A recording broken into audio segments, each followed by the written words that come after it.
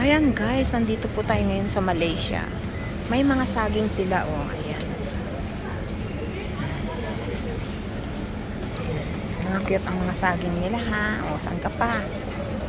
O, $15 ang saging. Ah. 15. Ang cute naman ang saging na ito.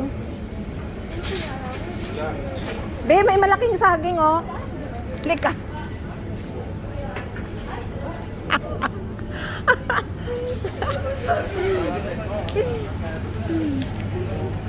Ayan guys, may papaya. Ayan, ang mga bayabas.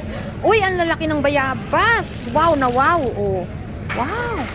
Mas malalaki pa sa Hong Kong. Ano yan, oh? Ano to? Ayan, oh. Ito Ayan, ahas na prutas. olive naman yan. Ito ahas na prutas. Wow. Ahas Ayan, pala yan, tawag dyan. Hindi ko alam yan, Ben. Hindi ko lang alam, pinangalanan ko lang. Hindi ko rin alam. Hindi ko pa nakakain yan. Meron din sa Hong Kong yan. Pero, Pero hindi ko nakakain yan. Hindi ko alam kung anong lasa niyan. O, ayan ang mga pakwan, guys. O, ayan ha. Ang lalaki ha. O, ha. Tigi-isa tayo dyan. O, ayan. O, mga lanzones nila. O, ayan. Rambutan. O, edi ang mga pakwan ay ang lalaki.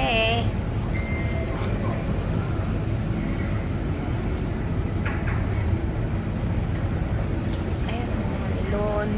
Tsaka yan ang mga oranges at ang mga lemon. in fairness, yung asparagus nila. Ayan guys, ang sasarap ng mga ano ha, ng mga apple nila dito, ayan, alam mo, may break lang kami ng ilang minuto, kaya tatakbo lang muna kami dito sa mall. Mahal ba dito ang apple, be? 60-90 ang isang bag. Mahal ba yan? Ganda ng lalagyan. May green apple. Tsaka meron din namang ibang klase ng pinanggalingan siguro nito kasi iba-iba ang apple lo.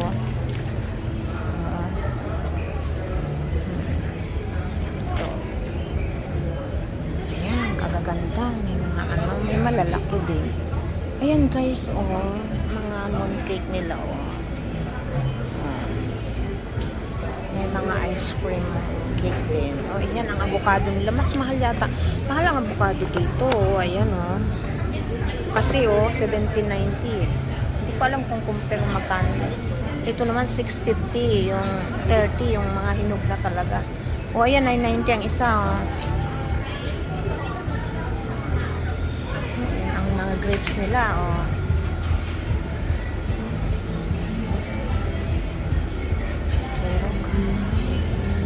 Ito yung mga blueberry. Blueberry.